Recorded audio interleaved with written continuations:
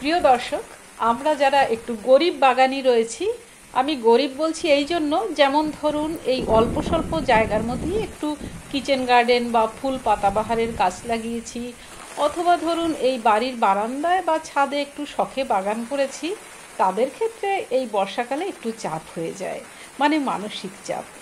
লাগাতার ঝড় বৃষ্টি হতে দেখলেই কপালে চিন্তার ভাঁজ পড়ে যায়। ভাবি যে এই বুঝি আমার অতি পরিশ্রমে তৈরি করা শখের বাগানটুকু শেষ হয়ে গেল। কিন্তু প্রিয় বন্ধুরা, একদমই ভয় পাবেন না। হ্যাঁ, আমি বলছি, আজকে আমি দেখাবো যে মাত্র কয়েকটি কাজ করে দিলেই আপনার বাগান আরও বেশি ভালো হবে। এই বর্ষার পরে সেটা বুঝতে পারবেন।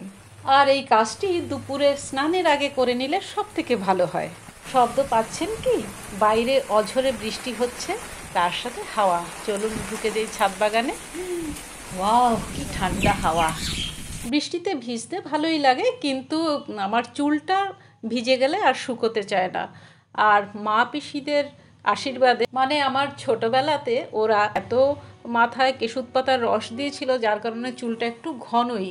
তাই ছাতাটা নিলাম, কিন্তু মনে হচ্ছে ছাতাটা তো ফেলে দিই। ধ্যাত, ওহ, কতকাল যে বৃষ্টিতে ভিজি না। আমার গাছেদের জন্য না হয় এইটুকু ঝুঁকি নেওয়াই যেতে পারে, কি বলুন? গতকাল এই বর্ষা শুরু হওয়ার আগেই আমি কিছু গাছকে এরকম কাত করে রেখেছিলাম, সেইগুলো তো রয়েছেই, কিন্তু তারপরেও দেখছি অনেক বেশি গাছ নিজে থেকেই শুয়ে পড়েছে ছাদে। মানে যেসব গাছ একটু লম্বা, সেগুলো কিন্তু একটু হাওয়া দিলেই শুয়ে পড়ে। অতএব সাবধান হতে হবে। এই বর্ষাটাকে ক্ষতিকারক না ভেবে কিভাবে কাজে লাগাবেন দেখুন। এই বর্ষায় মাটি যখন নরম থাকে, তখন এই আগাছাগুলোকে তুলতে খুব সুবিধে হয় এবং একেবারে শিকড় সহ বেরিয়ে আসে। আর এমনি অন্য দিন আমরা যতই জল দিয়ে আগাছা তোলার চেষ্টা করি না কেন, সব আগাছা দেখবেন উপড়ানো সম্ভব হয় না। গোড়ায় একদম শিকড় চলে যায় যেগুলো, সেগুলো কিছুতেই বের হতে চায় না। আমরা ওপর থেকে ছিঁড়ে দিই এবং সেটা পুনরায় আবার গজিয়ে ওঠে। তো বর্ষার সময় যদি আপনি আগাছা তোলেন না, সেটা কিন্তু আর হবেই না। খুব অল্প সময়ের মধ্যে এবং অল্প পরিশ্রমেই সব আগাছা উঠে আসবে। এই দেখুন, একেবারে গোড়া শুদ্ধ উঠে এসছে। আর এগুলোকে এমনিতে টানাটানি করলে ছিঁড়ে আসতো, বিশেষ করে এই মোথা ঘাসগুলো। এখানে রয়েছে দুটো নয়নতারার গাছ। এই দুটোকে রিসেন্টলি লাগিয়েছিলাম, তারপরে আর যত্ন নেওয়া হয়ে ওঠেনি। এই দেখুন, জল জমে আছে। আমরা বৃষ্টির সময় এসে এই জলগুলোকে ফেলে দেব বৃষ্টি থেমে গেলে। এবং তলায় যে থালাতে রেখেছিলাম বা ট্রেতে, সেই ট্রেটা কিন্তু সরিয়ে দিতে হবে বর্ষাকালে, নইলে এর ভেতরেও জল জমে থাকে, সেটার জন্য গাছ মরে যাবে, গাছ পচেও যাবে। আর স্যাকুল্যান্ট প্রজাতির যেই গাছ, মানে যাদের পাতা বা শাখার মধ্যে এমনিতেই জল ধরা থাকে, তাদেরকে যদি শেডে নিয়ে চলে যান তাহলে সব থেকে ভালো হয়।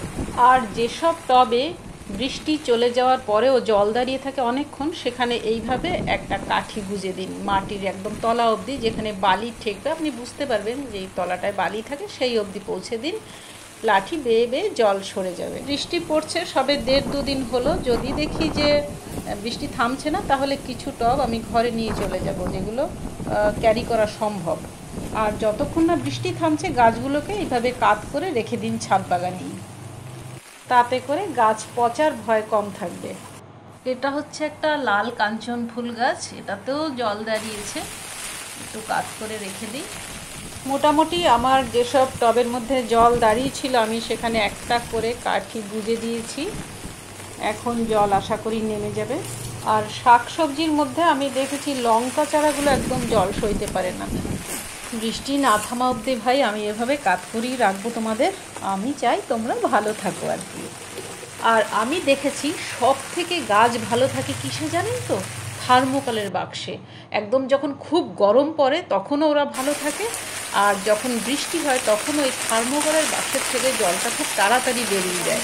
এটা আমি দেখেছি বেশ কয়েক বছর ধরেই। তাহলে বন্ধুরা, 5খানা কাজ মনে আছে তো? কি কি? প্রথমে ঘাস তুলে ফেলতে হবে সব, মানে আগাছা। আর যেই থালাতে যদি টব রেখে থাকেন, থালাগুলো সরিয়ে দিন বর্ষার সিজনে। আর জলগুলো বার করার জন্য লাঠি গুঁজে দিন যেই জল দাঁড়িয়ে পড়ে যেই টবে, সেখান থেকে।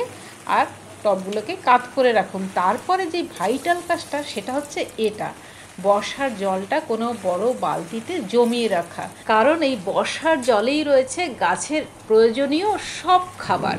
তবে সাবধান, জলগুলোকে ঢেকে রাখতে হবে যাতে মশা না হয়। আর বর্ষা যখন চলে যাবে সম্পূর্ণরূপে, তখন এমনি কলের জলের সাথে এই জলটাকে মিশিয়ে গাছে ব্যবহার করুন। দেখবেন গাছ আরও সুস্বাস্থ্যের অধিকারী হবে। কারণ বর্ষার জলেই যে রয়েছে গাছের প্রয়োজনীয় nitrogen, phosphorus, potassium, calcium, magnesium, sodium, কত কি বলবো। তাই এসব কি ফেলা যায় বলুন? আমি তো প্রতি বছর প্রচুর বর্ষার জল ধরে রাখি। তাহলে বন্ধুরা, আমরা আর বর্ষা দেখলে চিন্তা করব না, ভয় পাবো না। আর ভিডিওটি যদি ভালো লেগে থাকে লাইক করবেন, কমেন্ট করবেন এবং শেয়ার করবেন। আর সবাই খুব ভালো থাকবেন। খোদা হাফেজ, নমস্কার।